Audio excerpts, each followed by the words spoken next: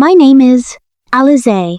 I was raised in a household where my voice was always celebrated as the eldest daughter of an educated, loving family. I was taught to stand tall, speak clearly, and never compromise on my dignity. I was proud, full of life, and accustomed to a world where love meant respect. But when my marriage was arranged into the prestigious family of the wealthy industrialist Sikandar, I quickly realized that some houses are built not with bricks but with walls of absolute silence. Sikandar was a man of cold, calculated dominance. Outside, he was a celebrated entrepreneur. Inside the locked gates of his ancestral estate, he was a brooding, silent tyrant. The romance I had envisioned evaporated within 48 hours of our wedding. He didn't look at me with affection. He didn't ask about my dreams when he returned from his corporate empire late at night. He brought an icy, suffocating atmosphere into our bedroom. If I tried to speak, if I tried to ask why, he treated me like a decorative ornament rather than a wife. His temper would flare instantly. He would slam his fists against the mahogany furniture, his voice dropping to a terrifying, quiet hiss that left me shivering in the dark corners of the room. But the true center of authority in that house wasn't Sikandar. It was his mother, Begum Shahida. Begum Shahida was a woman of immense, imposing stature. She controlled every breath taken inside that mansion, from the prom morning tea to the late-night security locks. Nothing happened without her explicit command. Yet, from the moment I crossed the threshold as a bride, she treated me with a strange, watchful coldness. She kept me isolated, cutting off my communication with my parents under the guise of teaching me the strict traditions of our family. I felt like a prisoner in a golden cage, drowning in a sea of unspoken rules, waiting for a single ray of light. The fragile peace of the household shattered on a stormy evening in midwinter. The wind was howling through the grand courtyard, rattling the ancient glass windows. Sikandar was away in the capital for a 3-day business conference, and the Sinding mansion felt unusually hollow. At exactly 1 a.m., the heavy brass knockers on the front gate echoed through the silent halls. I stood at the top of the grand staircase, watching as the elderly housekeeper nervously opened the door. Standing in the downpour was a young woman, no older than 25. She was pale, her clothes were soaked through, and her eyes held a desperate, wild terror. This was Zoya Sikandar's younger cousin, who had been abruptly banished from the family circle years ago under a cloud of mysterious rumors. "Aunt Shahida!" Zoya cried out as she stumbled into the foyer, her voice cracking with exhaustion. "Please, you have to hide me." He found out where I was living. "I have nowhere else to go." Begum Shahida emerged from her ground floor suite, her face turning into a mask of pure, unadulterated rage at the sight of the girl. "How dare you show your face in this house again?" Shahida's voice boomed, stripped of all maternal warmth. "You were cast out for a reason, Zoya.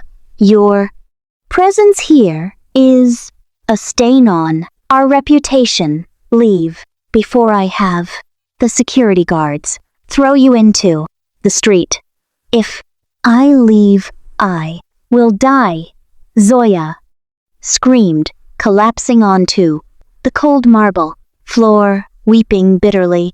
The secrets your son is keeping, the real reason my father's business was ruined.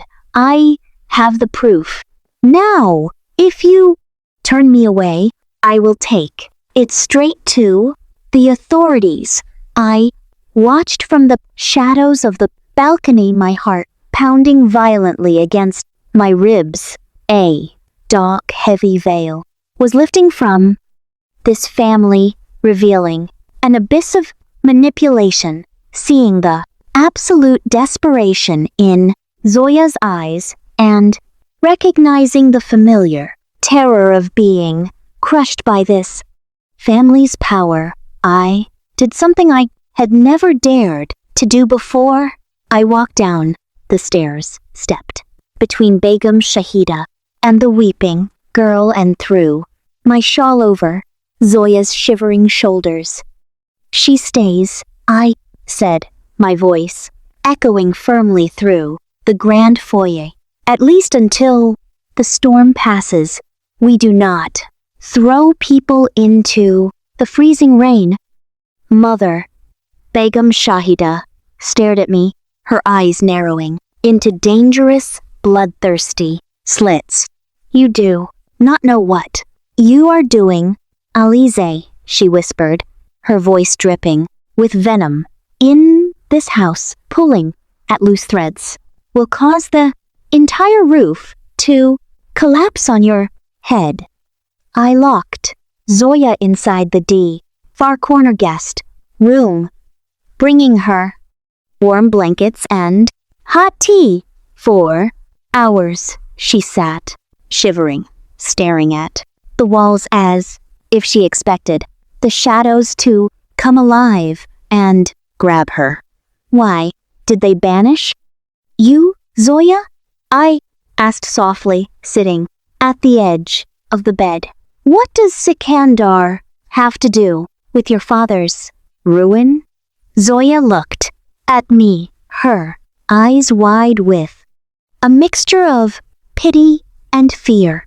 Alize, you think you married a respectable businessman, but Sikandar and his mother are monsters. 5 years ago, my father discovered that the entire financial foundation of Sikandar's empire was stolen. They forged documents, destroyed my father's reputation, and forced him into bankruptcy to seize his shares.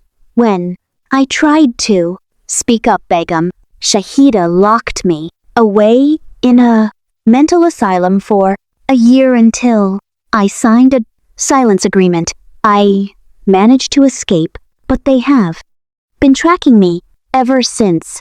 My blood ran entirely cold, the luxury surrounding me, the expensive silks, the diamond jewelry Sikandar had gifted me, it was all paid for with stolen lives and manufactured misery.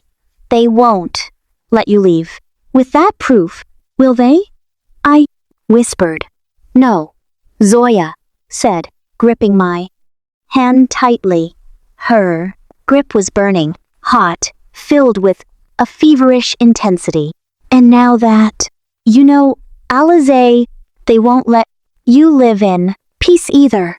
You need to look into Sikandar's private study.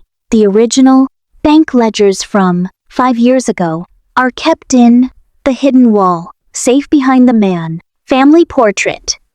If we get those, we can break their power forever. By 3 a.m., the house had fallen into a deathly, suffocating silence. Zoya had finally drifted into a restless sleep, driven by a volatile mix of terror and burning desire for justice, I crept out of the guest. The long hallway was pitch black. Every creak of the floorboards sounded like a gunshot to my racing pulse. I reached the heavy oak doors of Sikandar's private study. To my surprise, the door wasn't fully locked, a rare oversight by a man usually obsessed with security. I slipped inside, closing the door soundlessly behind me. The room smelled of expensive tobacco and old leather. Walking over to the massive oil painting of the family patriarch, I carefully pushed the heavy frame aside. There, it was, a digital wall safe. My mind spun.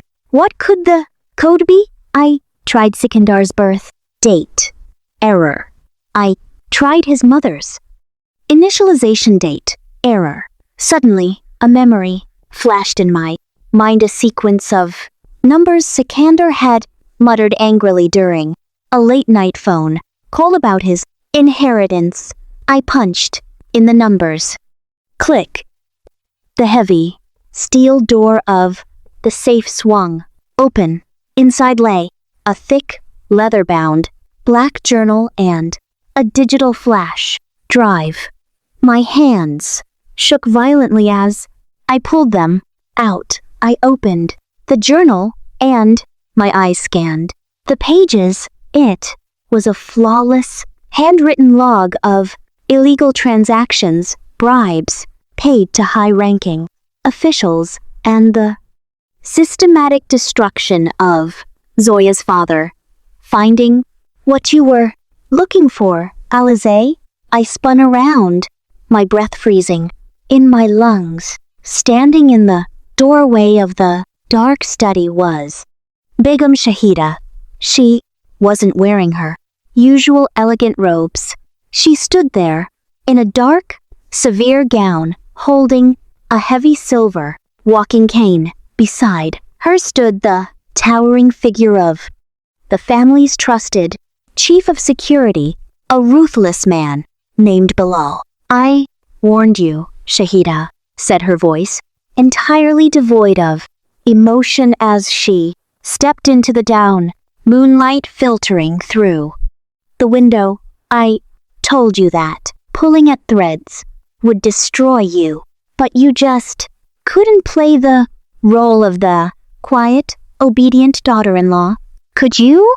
This is a crime, I shouted, clutching the black journal tightly against my chest. You ruined an entire family.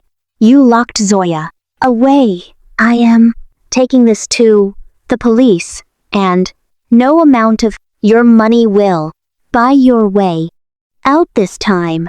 Begum Shahida chuckled, a dry, chilling sound that echoed off the high walls of the study. The police? She mocked. Look out the window, my dear. Who do you think funds the local precinct?